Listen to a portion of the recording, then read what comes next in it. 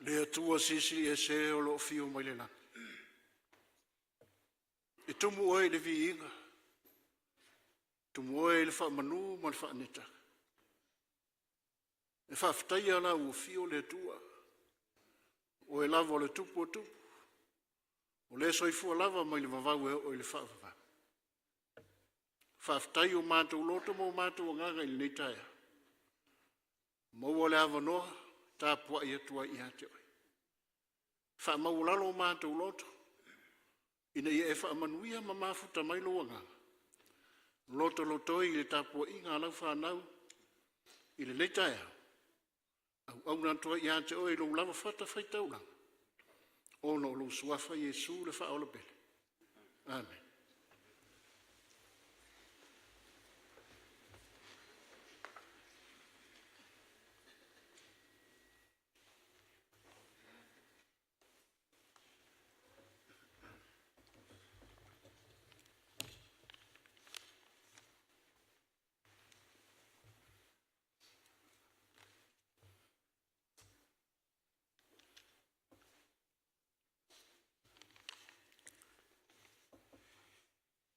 Ai le ia watu le whawhelo inga i le mamalu o le tāmpua inga le whanau o le tua le neitai au. O lo o tau lima ina le teutusi luma nei. O le taulanga lea whaletua ia Helen Ning Lem Afmasanga. Ia tau au mai le sunga le liwhai au ia Korea Afmasanga. E whapea fo il tātou tamamatua.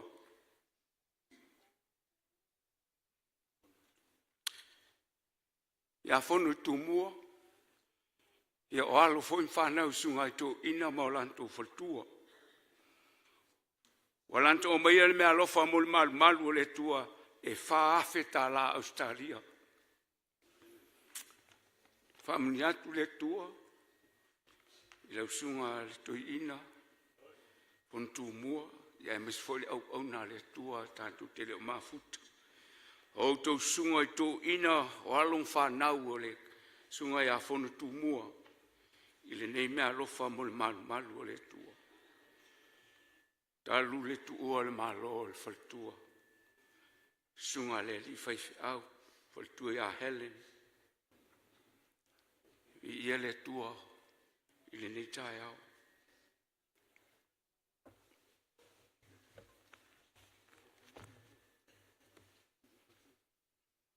Manatu e iai le teritolunga, e le mawhai a tātou upu ma tātou tala, o nā ngaia le alofa ma le sirisiri ese, o le alofa mai o le atua mo i tātou. O le alofa e whai mai upu o le pese masanina e pese ai ma tātou pe pese ai. O le alofa o le atua e ofo fongia. E maua lunga, e loloto, e lautele, le alofa o le tua. Le alofa leo le tua sa ia ta aui maa fifi ai. A tanto ia ifi au ngā luenga o le nawa i aso ua tuanai. O le alofa o fongia leo le tua. Leo ua wa aia ma maita wantu le nei taimi. Tanto mafuta maritoina tamam tua le kalesia. Ia fono i tumua malum whanau. O le alofo le tua tinga lava na ia wala au. Whamalo lo nisi o lan whanau. Alo iai pea le whamao. Whamawhan whananga le tua malona to afile mu. Iona tangata pea o mai. Taimi matulanga tātou te le manau mia. Le alofa leo le tua wa leo wa aia fo i le tai au. Ua to ai tau lu matau nu mai le whainga malanga le soifua mal ale tanga luenga soifua maloloina le tau sanga o tuana. La tau sa tua le tātou e kalesia e malanga atu Samoa. Sa autou lunga le ea I valele le mautonu. Le alofa le tua o tai mai e luto soifua.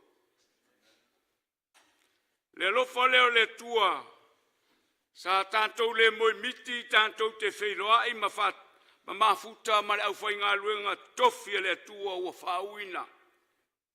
E peo ne tātou mafuta ai, i le nei te ao malana u auna i a pasta Amosa sua. O le alofa ale o le tua, na ia whaia nei mea umalama, tātou te leiloa. Le alofa leo le tua na ia launga ina ai launga tolu, o leo le a wha ai le, tai au le nei. Launga ina ia le alofa leo le tua. Pona ia launga ai le alofa le tua, e toi foi mai Yesu o le tātou te whataritali, ilona alofa lea. O ai la se si e le fia vivi. O le ala tātou mea e whai. Na ua mai ala i o salamo se lau fast fulma le walu. Alona whai upo e fulma le tolu. Whai mai le autu o le nei salamo. O e na whaia ma mea uma na whaia e lea tua. E ta tau na vivi i ante ia. Whai mai whai upo e fulma le tolu. Ia lātou vivi i antu i le suafa i ova.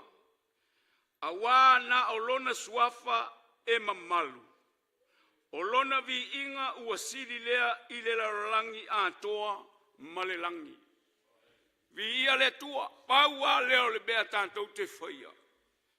O le vivi ia e o le tangata lava ia. Ma watu lea nganga whaftai le tua. A wā o le o tātou totonu o lona malu malu. Sa tofu lava i tātou ma mea tātou sa tātou iai. O vaenga fo e leo lalo langi ma leo langa sa tutupu mai. E a fifia e le alofa le tua. Le alofa na leo o tali mo tātou. E a le amaia se tātou amene te lei e ne tae ao sa pati. Amene. A velo leo e whai masuia leo whai ngā luenga i luma nei.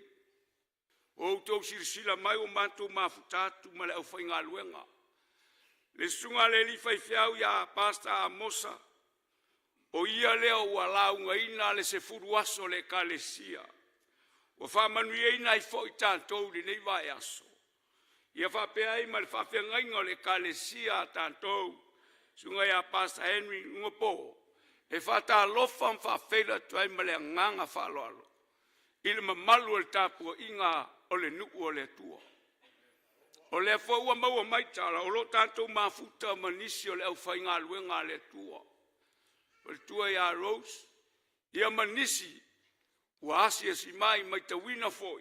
Tātou mafuta, ma le sunga le toina ia inga maua, ma langa mai Samoa. Manisi e wha malulu atu pea u le maua u tau suafa.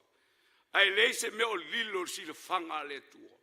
Wha Failauga ia tua ia te utou, i le suafa manu malo le tātou ori o Yesu Keristo. Whaptoa tanto whawhilo inga le sunga le li whaife au, o le whaptoa le neisi furuaso, whawhilo lau sunga, pasta Amosa, whaftai nei awa noa wa whea i le kalesia. E te whasoa mai le fina ngalo le tua se a se au na matu maua. Whaftai tele le a whea o le matu e kalesia.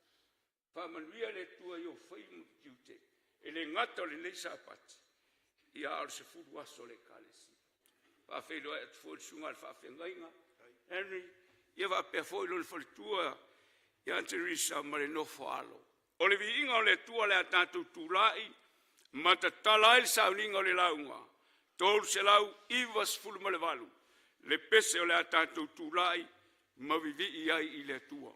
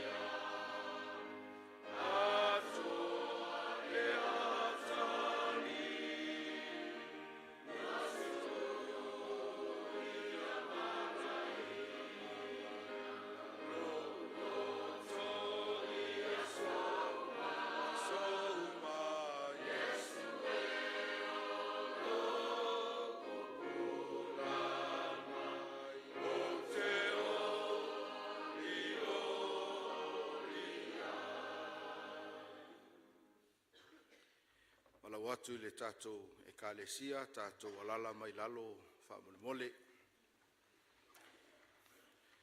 Pei o nā whailoa atu i le taimi uasola o le vaiaso le nei, a mata mai le aso lulu ua mawai. Sa a mata ai le se fulu aso Talosaga ma anapongi. E lua sapati e iai tutonu o le vaenga taimi lea, o le sapati le nei ua tātou au lia mai, ia ato ai ma le sapati o loo lumana i nei. O le avanoa whapitoa le nei o Talosaga, a le ekalesia, ia mai ei le manatu ia e tofu i tātou ma manaonga, ia e tofu foi ia ainga ma manaonga taitasi, ia maisi ei manaonga le ekalesia. Manatu ele nei tai au a faisa e tau au ina se pepa ile nei tai au ia o le amatanga o le nei polokalami ia e tusi ai lau manaonga ma tu i tutonu o le atingi pusa o lo lunga le tātou lau ia ona whaia le iai o le tatalo whaapitoa ia pitai o le so ia o le sapati o le atua ua poto mai ai le lautele o le kalesia ma le maavesese mai se foi a tātou usua malo o le mea lea o le awhenga i tātou ma tātou Talosaga te talo atu ma le anganga mo lalo sunga le whaiwhi au malo manu malo ia pasta aukuso ia na te mata ina mai ia tātou te talo i le tufale lea ia ato ai ma le sunga le to ina ia mai ava lo ile o ngā tonu le maru nei ia na te whaaleo ina mai ia le isia tātou talo i le tu whale lea ia ona o whaai uina atu lea o tātou Talosaga i le nei tai au talo mo le ngā luenga le kalesia talo mo nei o tātou ainga ia e maise ai ia le tala le lei ina ia so ai lo tātou larolangi Wala ulia mal whaaloalo ia le mamalo le kalesia mal tātou ofia o le a tātou wifo ma wha mawalalo i luma o le atua e ala i le tatalo.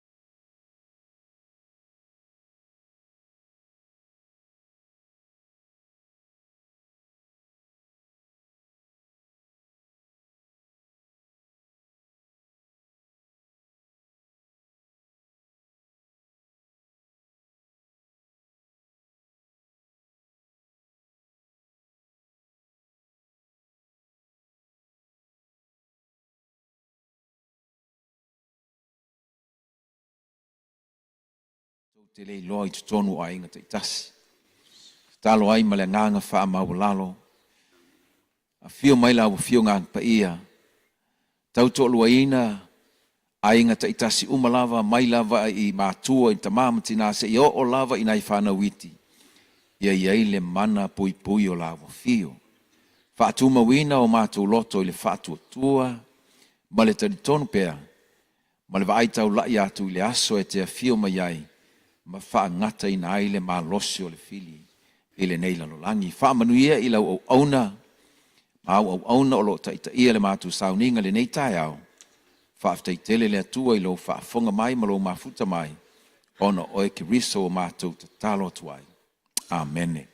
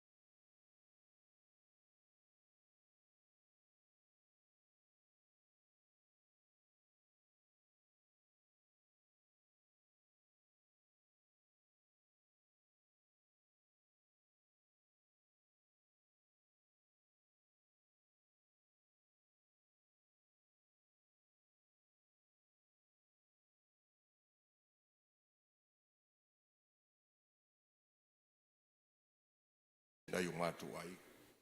Ai mātou te talo I lo wanga le lei o awa lofa le tua mau au la veai. Se ia e fusia o mātou a inga taitotasi. I loa lofa ma lo wanga le lei. Le tua le ngata I lea le fusia o mātou a inga taitotasi le o mātou nofo ma lalai. Au la inga tele o lau fio le tua mātou te talo I lau fio. Ia whaaloa loa mai o au e fusia ai I mātou. Mātou te au nā ma whaia lau whinangana. Mātou te talitonu le tua I upu mātou te whaalongo ai. Le umi o le mātou tautua ma le mātou au nanga I lau fio. O le sua ma lie fo I le tupu ai o lātou whinangalo mo mātou langona. Mātou te fia au nā ma whaia lau whinangalo. Le tua mātou tu inātou I lau fio se tasi o iaini maftianga. Maftianga le tua le tino e maisi o fita ma whaingatai tu tonu o ainga. Mātou te talo le tua I lau ao la vea I se ia pa I atu I airi wha mawhanwhananga lau fio. Le tua mātou te tu inātou fo I le nei Sauniga e maisi o le nei vai yaso whapitoa. O le sifuru aso le tua ua le ngata o sia mātou E kalisia. A le lalolangi a tō mātou tu inātou whapitoa ai au te ngata. E maisi o te au le tala le lei le tua lo folfolaina. Wha mole le tua, ia wha ngā ina I mātou ni mea whai ngā ruenga mō lau fio. O le mātou te talo le tua wha mole, se ia e lofa mai I au te ngata tāpuai. Le tua le mātou te talo I lau fio le nei tai au, tu ina atuna I o mātou te ngata mātua le tua I tinama ta mā, si o mātou E kalisia nei. Ai mai se I lantou umau filifilia mo ngā ruenga lau fio mo le nei tu sanga. Mātou te talo E lau fio, tai mua E lau fio. Whamanuia lau fio I tiute mawhai wa u filfili ai. A wāra ngā ruenga a lau fio mo le nei tu sanga. Whaftai tele le tua I lau anga le lei le tu la fo ina mo I mātou. Whaftai tele I lau whafonga mai o mātou mana onga. Whaftai lau talia ina o le mātou Talosaga le tua. O le mātou te talo le whaftai tele I lau whafonga mai. Amen. E le whaititia lo mātou.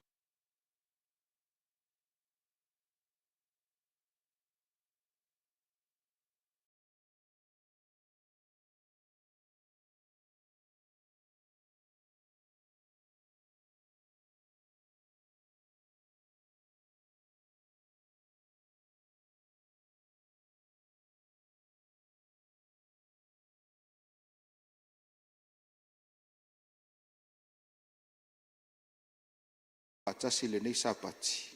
Whaafitai a wanoa ua mātou maua.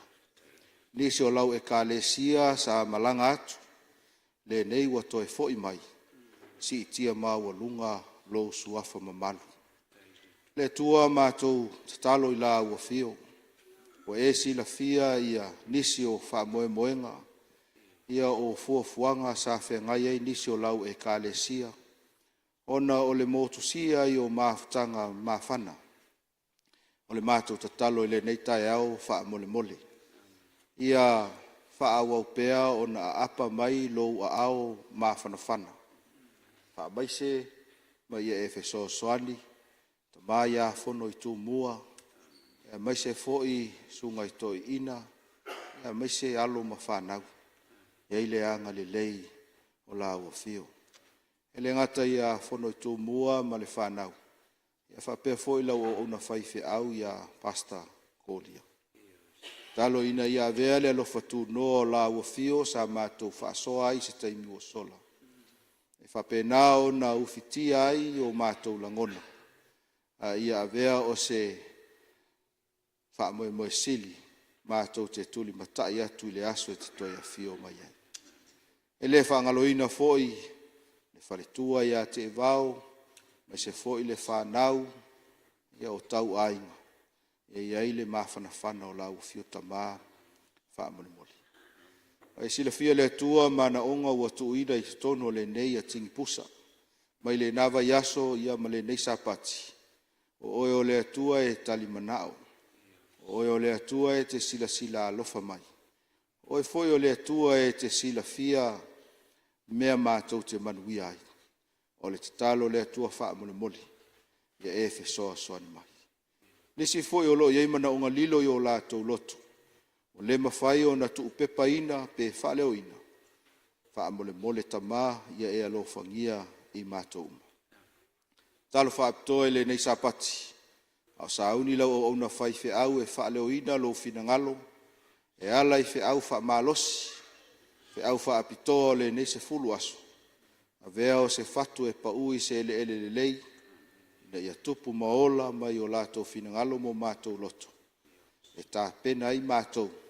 Le ngata I le taimile nei. Ao le aso e te toi a fio mai. O I lava se tasi o lo I tono le nei manu lo I se avenga mamafa. Le tua mātou te whaaftai o mātou o mai la o fio. Mātou te taritonu. A mātou fo I o mātou a inga. Ua e whaamanuia mai. A mangalo ni o mātou se mani o mātou whaale tonu ta mā. Winga to I lalo o le tangata o na o le nātura ngasala. A ia talia le I fonga alo nuu. Malau ainga e ka alesia e le ngata ia te I mātou o lo I le malu nei. Ai whapea fo I nisi o lo mātou mafuta whatasi I lunga o penga te Failauga. Atasi mai le nei taimi o le mātou tāpua inga se ia whai uina. I lo lava soa whapele Jesu Keriso o mātou te talo atuai nei. Amen.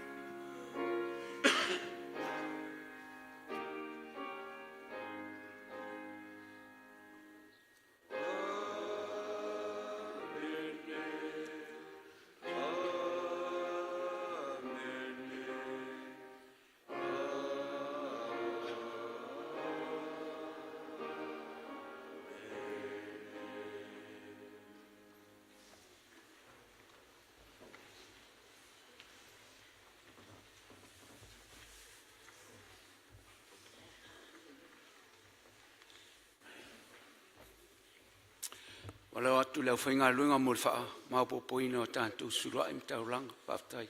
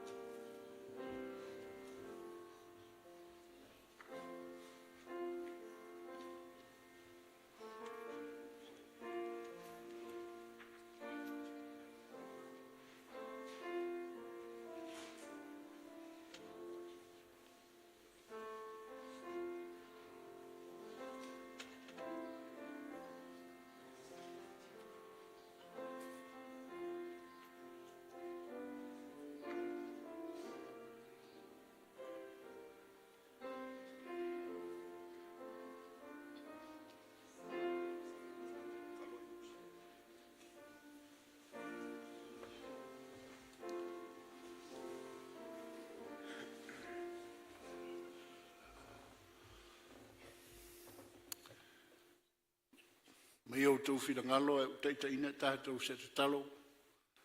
Whaamanuia ai. Le oa malta mao ainga o whaamanuia ai le tua. Mo I tātou vi ia lau o fio le tua. O le pule au au me uma. I le mativa lau o fio se mea tasi.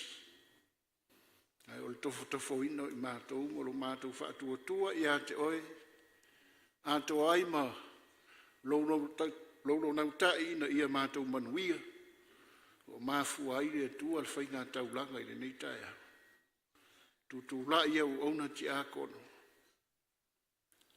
Surua I ma taulanga. Tau au ina le tua e lau whana. Ta talo I lau o fio le tua. O le alava e te whita ngalo ai ia whai. O ai se anganga, mana o mia so soani la ua fio, ia pa ia tu ei se so soani o ni taulanga.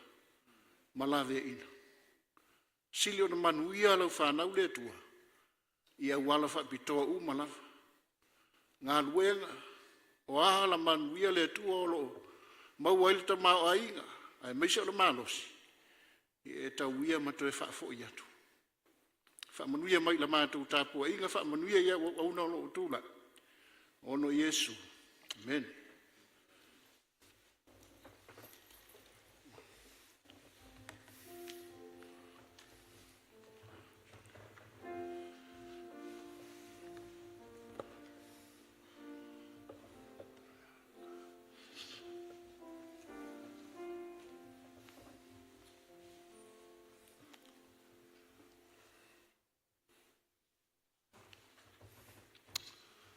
O fia whatanofa tua i tātou e kālesia ni taia. O te vai atu e wa mamao te lele meo nai tau te ralta i mai. E le au atu lo ulima. Au te mana tua upol pese. Whawheiloa i atu. O upul nao le pese. Au te le mana o te langina. Ai, o te loa te le i whatanofa i lo tu fine po lo uso po lo wali ia po laupa ile ne tai hau e luanga i mai loto mana ia lo fa ta fai ia mai fa ta lo fai mai fai se tau ata i lu mai o il fai fai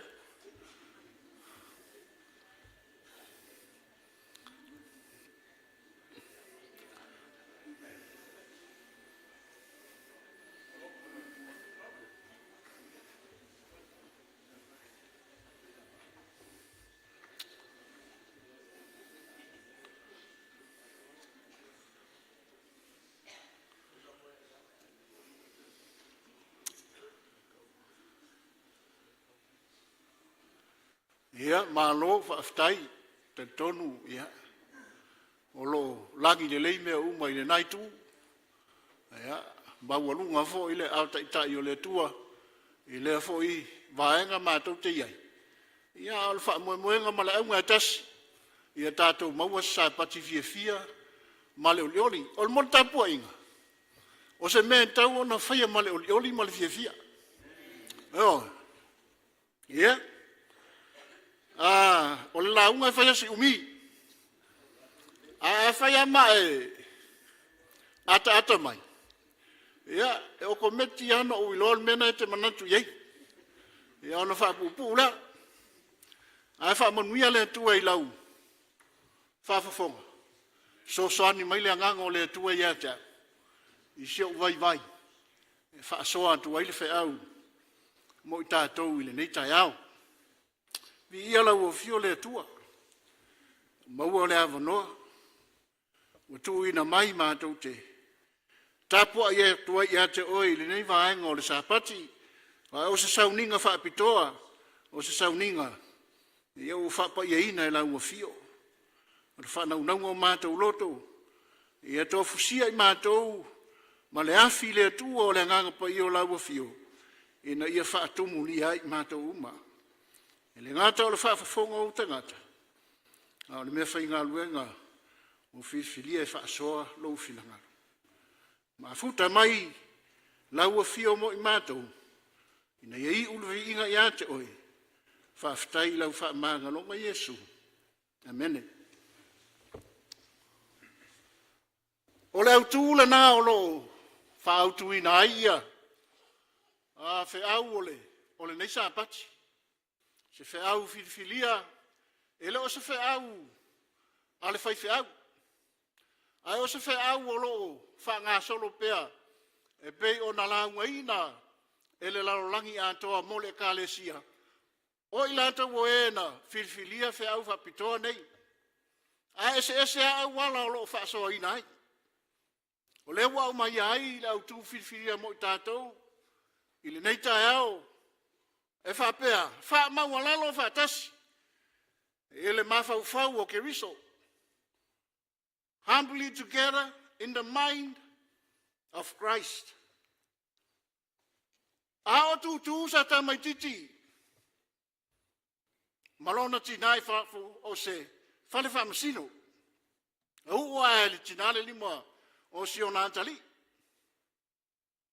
Ala tu te tonu o le potu whaamasino o le tamā.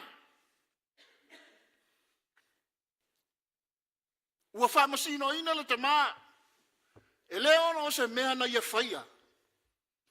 Ai ona o se mea na ia filifili e tau aveina. Sa iai sa isi tangata no fosala e tau iai le whaasalanga. Ai na tu wae le tamane i lunga mwhai atu. O te tau aveina lo na tūlanga. Ina wapa o, paola sa mala ale whaamasino. Sa tilo a le tamaititi i lona tamā malele malama. Sa me ua whai e le tamā le nei whai unga. Sa matua i mamafa le whaasalanga. A ave se ina leo lona tamā. Sa toi le liu mai alta mai tua. Ele i liu mai ona o le whaamasino. Ele i liu mai ona o le monte o tangata. Ai na li liu mai se i toe vaaitasi. I si ona atali. Ai le i whaataunuina le whaasalanga. Ele i maseita o na fufonga na vaia. Ele i sala mofo i lana filfilinga na whai. Na o le tumu i le alofa. Maha o le nava ai. Sa tu maupea i le mawhauwhau o le nei atali. I lona o langa atoa. O le whawhenga inga tonua lea. O le bea na tupu i a Yesu.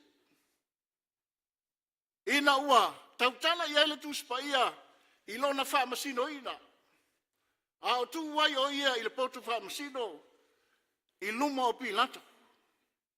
Ai luma o le hantu lau atoa. Sale sala Yesu e le tau ia te ia le sala. Ai na filifili e tu i le tūlanga e te tau. O na tu wai o e ma. Le filifilinga na whaia e Yesu. Le mea na ilona mawhauwhau.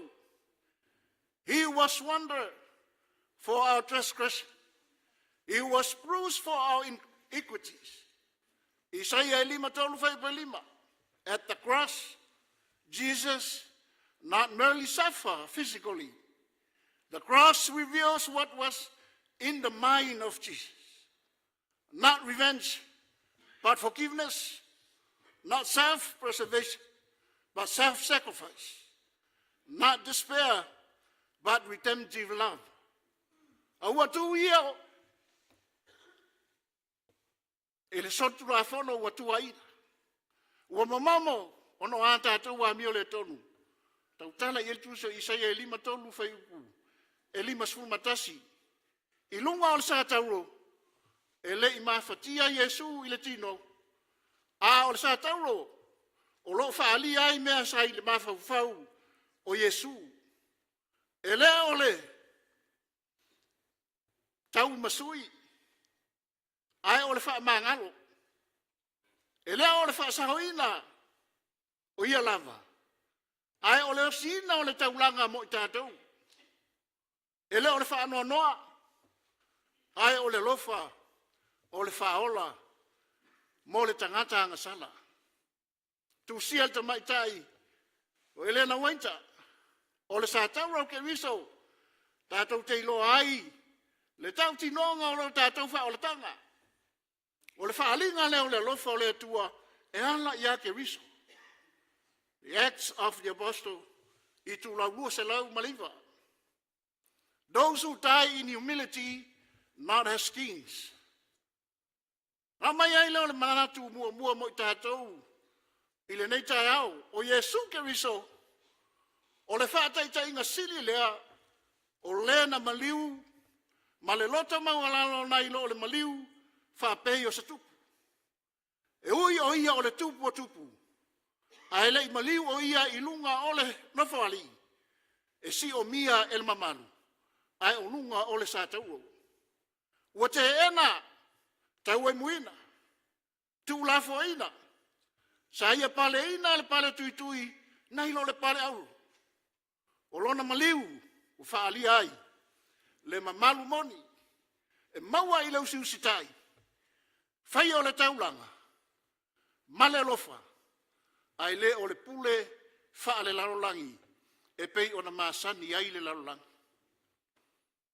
I le tusa Filipi e lua o lona whai pue lima, e ia te o tau fo i le alama manatu sa ia ke riso, Yesu, let this mind be in you, which was also in Christ Jesus. O le alama le manatu sa ia ke riso Yesu. O le ale manatu sa ia ke riso Yesu.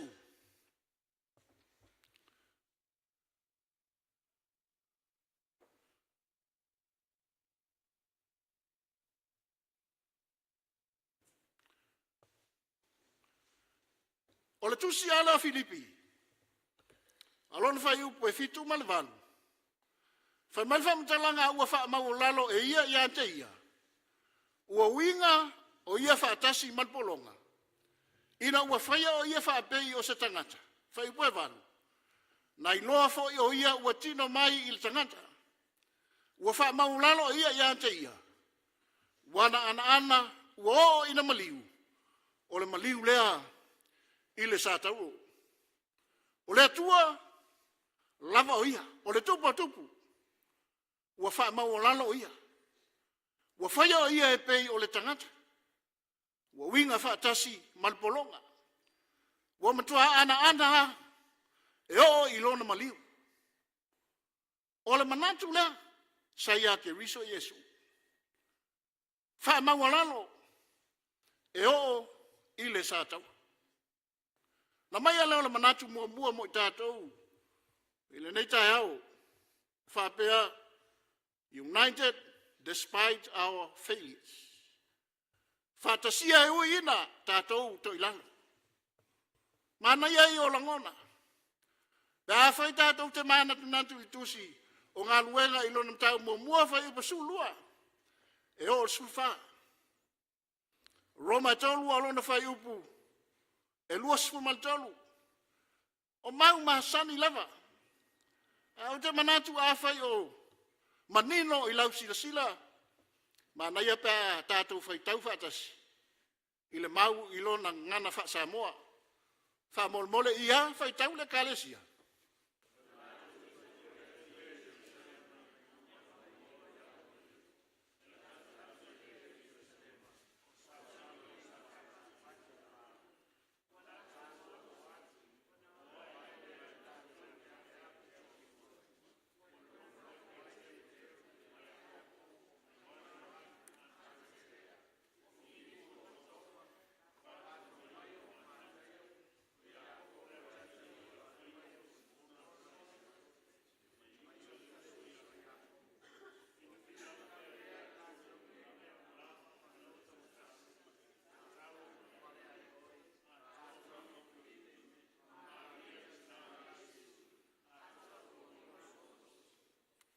O leo wa tātou i loa ua, anga i antu le au so o ile.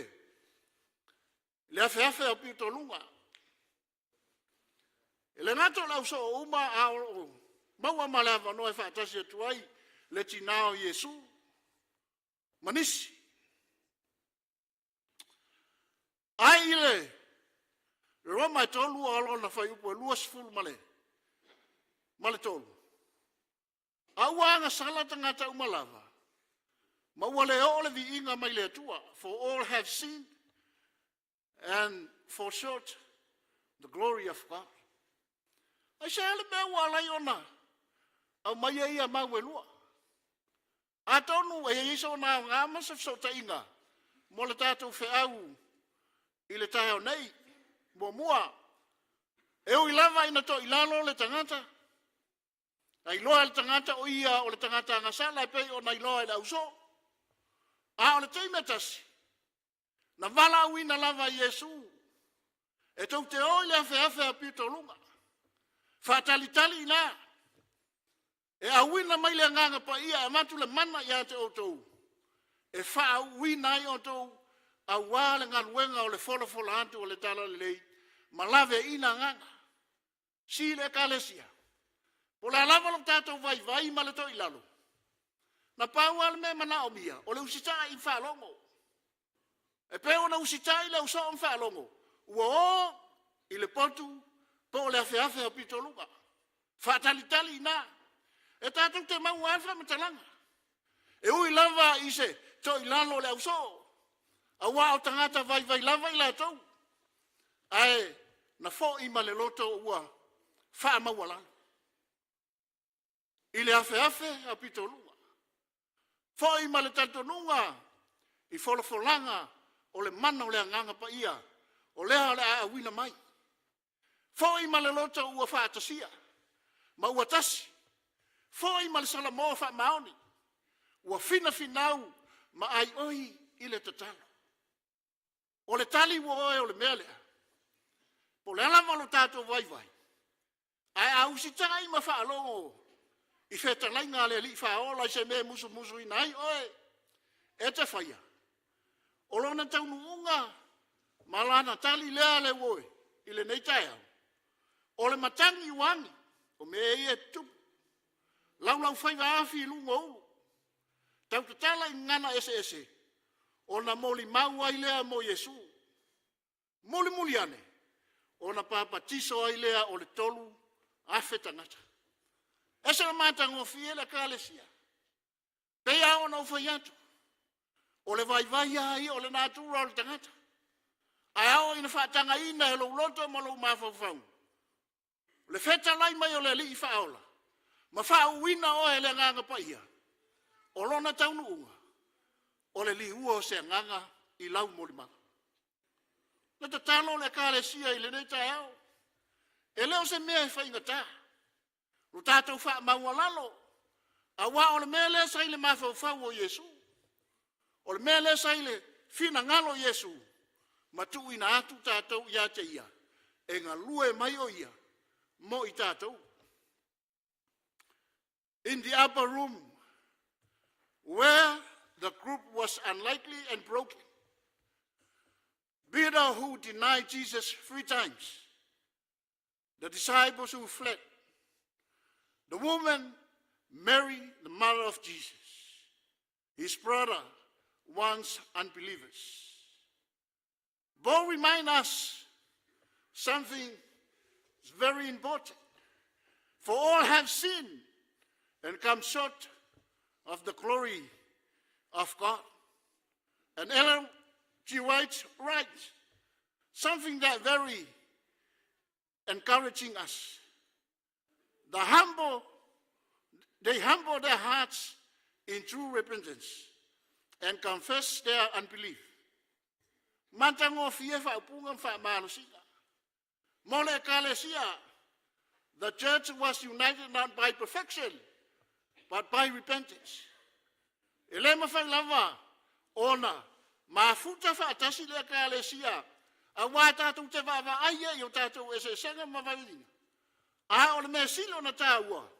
Ole salamo mafoi mausitai ia Yesu mo mo pete relua. Fa ipo al mau masani. Out of darkness into his marvelous light. Mana ye yo fa mtalang ol nei mau. A otou. Ole tupulanga ufifilia otou. O tupu maositaunga o staulanga. Ole no pa ia. Ma le nuu na whatauina mai ina ia o tau, tau wantu ana lei na ia wala au ia te o tau, na i le pou ni uri o, i lona lava malama e matua ofo ai. Le kalesia, e vai.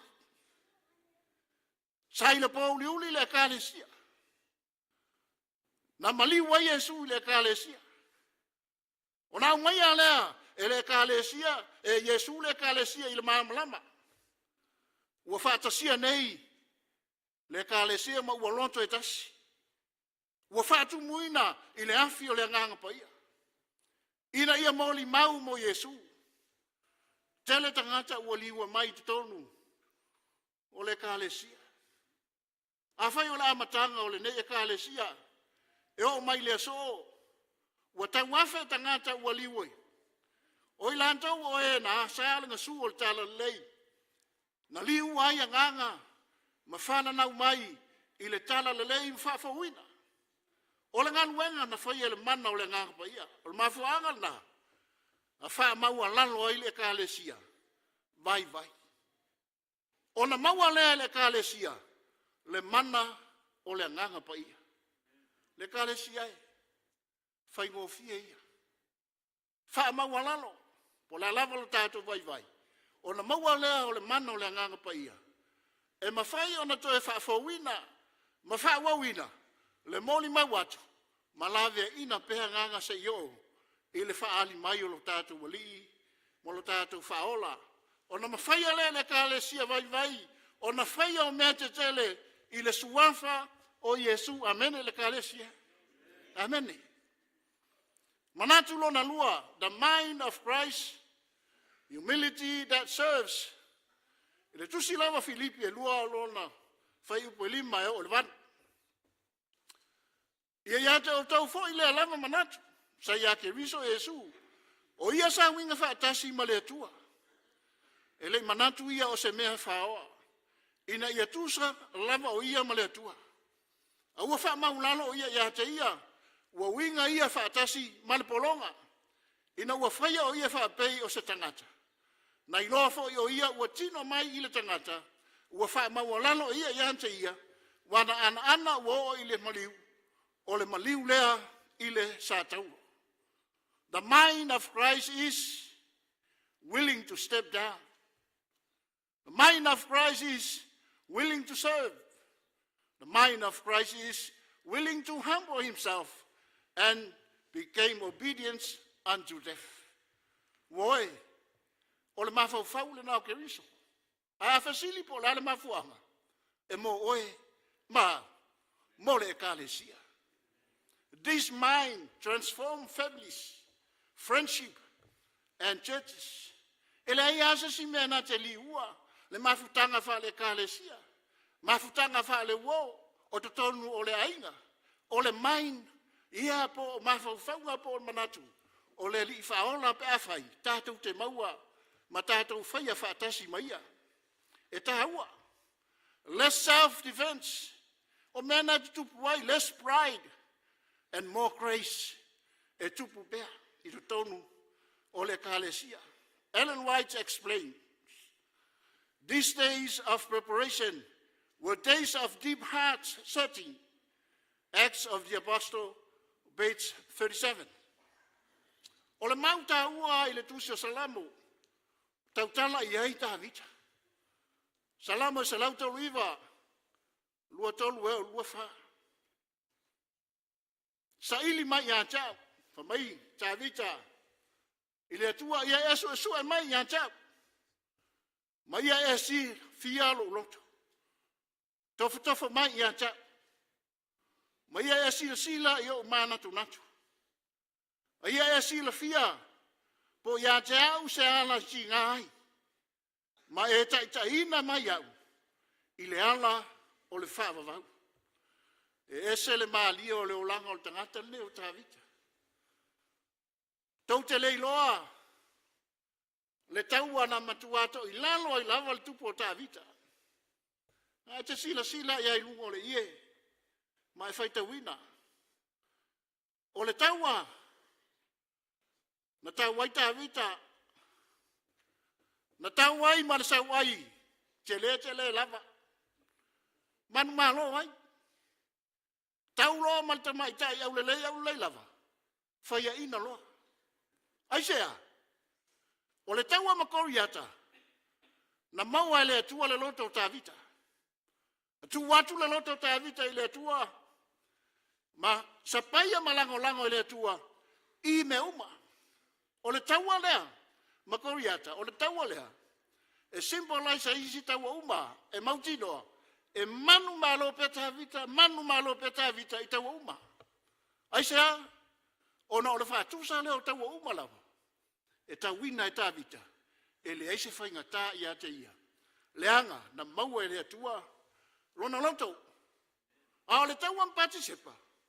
Na maua e pati sepa le loto tā vita. Na whātasi le loto tā vita mpati sepa. To I lalo loa tā vita le tupu. Aisea.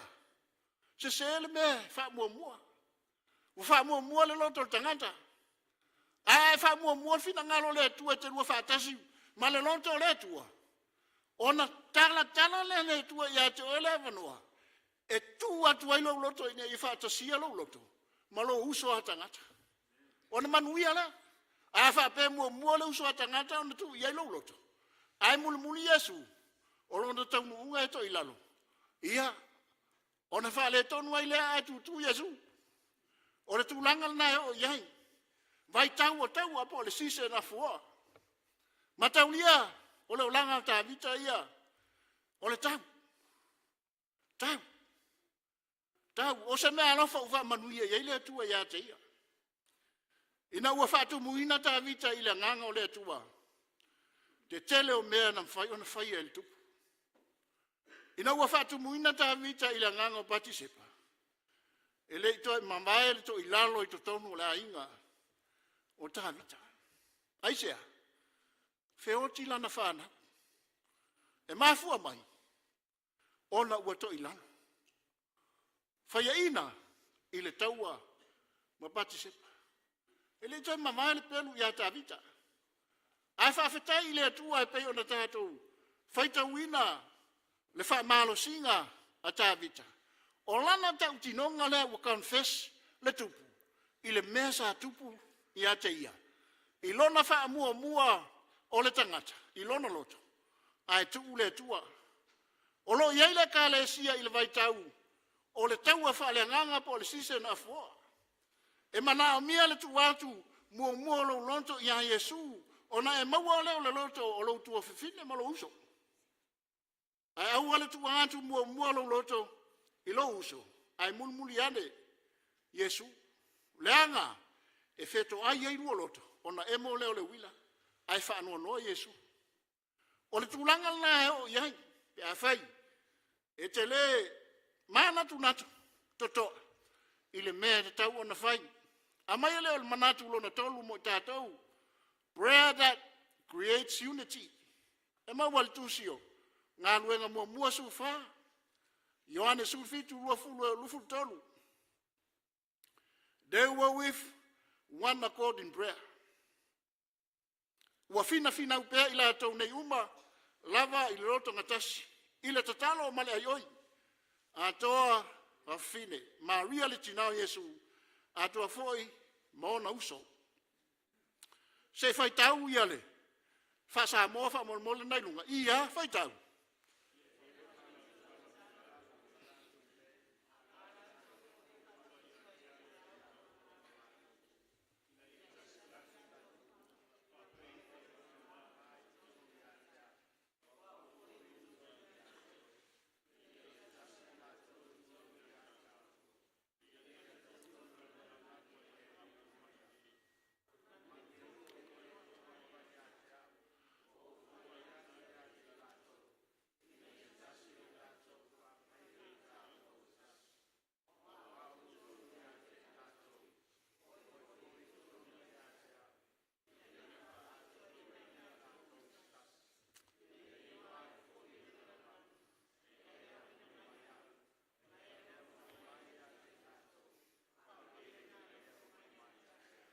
Malo faftai, malo fa manos. O le taltonu lava ia. O le mutaanga fo ile o le tātou whiau. Ia il nei tai au. Ai nan tau wha ia tua o le vaenga lea. The disciple laid aside differences. Desire for supremacy. Elena waita, malana wha mtalanga, they came close together in Christian fellowship. O le tatalo lea Yesu ilona tama. Tama, o oe lei te tonu ia te au. Maa u lei te tonu ia te oi. Lua, o te manao foi. Ia iai ta ue te tonu ia te ilato. Ina ia iloa la laulangi. E tasi o el tama, ma ilato. E tasi. Le whanau naungal nao Yesu. O le mea nasa ilona mafau. E ui na ngalua ma ta pena Yesu mo le whaalatanga. Ai le ma whai ona tūlafo ina Yesu oe mau. E ta tau ona tasi i tātou. Le kalesia. O le manatu mulmuli grace-filled relationship. Efeso e whawhai upa tolu sfulu tolu lua. A warning, your action affects God, whose spirit seals you. A command to remove all malicious attitudes and speech. The positive alternative, replace anger with Christ-like kindness, compassion, and forgiveness. E wha mai lola ia lo tātou mauna. A wafo i tau te whati ngā i le nganga pa i o le tua. Ua wha mau whai longa ina ai o tau ia tei. Se i ho i le aso e wha ola ina ai. Ia te ama o tau upu wha fiu fiu malawa. Ma le lotoa ma le ita. Ma le leo tele. Ma le upu leanga. A toa ma le loto leanga umalawa. A i o tau whianga le iai. Ia wha muti wale a ilo o tau alofa. Ia wha maangalo a i o tau. Wha pei o na wha maangalo ina o tau e le atua i ake riso. Le wha maalo singa le apostolo Paulo, be kind, be tender, forgive as Christ forgive you. The standard of forgiveness is the cross. Unity survives only where forgiveness flows freely. O whai upa tolu sfulu, au ala whati ngai le nganga pa ia.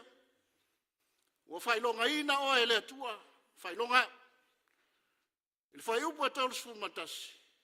Tu ese umaita, upu leanga, ma le loto leanga, whai upa tolu lua. Ia anga lei alofa, wha maangalo atu le tasi leisi. Leanga o le atua wha maangalo. E ala i ake riso, Yesu. Ana winga au tu o oe o le fale o le nganga pa ia. Ia e ola malofa, ma wha maangalo. E pei o le alofa, o le atua, i ate oe. Na manolo se tasi o li i mailana, ngā luenga tusiata. E le o tusiata fale. A o tusiata fo i nei e teu wai maonta. Le leia o le profesa. Ma nai alan tusianta. A isi anta ma inu ulava. Na ia toe sa vali fo i lava e mata. Ma toe va ai fo lingo le nu. I to tonu o le taulanga. Ai te wai na ia ilo atu ai. Se anta o Yesu. A o le anta lea. O le anta na ia tusia. O le watu u tonu o le fale. E o atu tangata e whatau ia i o lato oloa. O na toi whatau le tangata na isi tangata. O le mea lawa tu. Ua mana o ata malo ila nata le toi whaifa le esea. Langa wai antu mo whale tonu a mata o na matafi faulingo o Yesu. O le angar whaava. O na manatu lola ia lea. O le aia toi whatau a leta. O nanu lola ia le u whatawina. Ma toi au mai. O le mea sa ia whaia. Ua toi whaifa a leile frei. Toi tusi whale lei. Faulingo o Yesu. E pei o na iai. A o faula. Le kalesia. Tau te sila fia. Le kalesia. Na manu minumi solo pefua. Ile laro langi le kalesia. Ai o le maliwa Yesu. Toi whata wina ai tātou. Ilona toto. O le ia toi wha frena ia le. O mata ngō fie. O toi vali fo linga o le li whaola. Ina ia au le lei. A o le teime tase wha winga ai le fiau. Po le sono le leitala. O le mea e whaia Yesu. Nā te whata wina le ekalesia. Ma toi teu ia mata ngō fie. Tu salava po le a le to ilaka. Le ekalesia. Ia tasi whaatasi ma Yesu. Le anga o le mele leile mai fau o Yesu. E manatu fo Yesu. E tatau o na tātou tau aveina. Ono Yesu. Amen.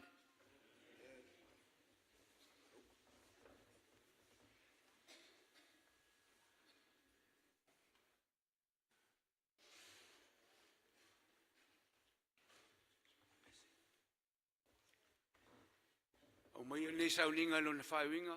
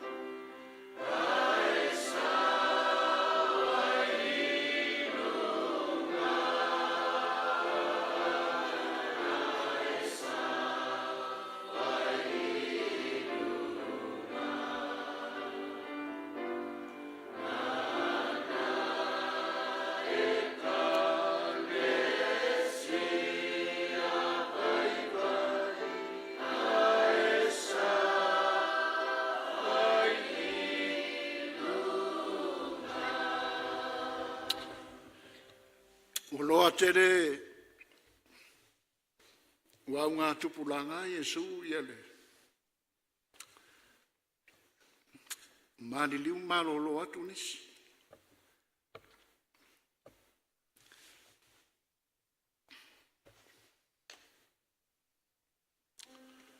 O lau e kāresia. Hao le mea sai lo finangalo manu mawhauwhau. Na tupu ai le i whaawai na laulangi. Na e whiwhiri e o le sa tauruhu. O le awala lea. E te whaola ina ai le tangata. Lewa na e mawhauwhau ia. Waloa. Whawhetai lo ono sai. Malama lama i le kālesia, malau whanau. Hei se ato tō iai. Vai, vai. Ai mātou te whawhetai i se whaola e pele. I hante ia lana i kālesia. mafuai o na whaataunuina i lona alofa. Lona maliu lungo le sa tau e tau ngiola i lo lava toto.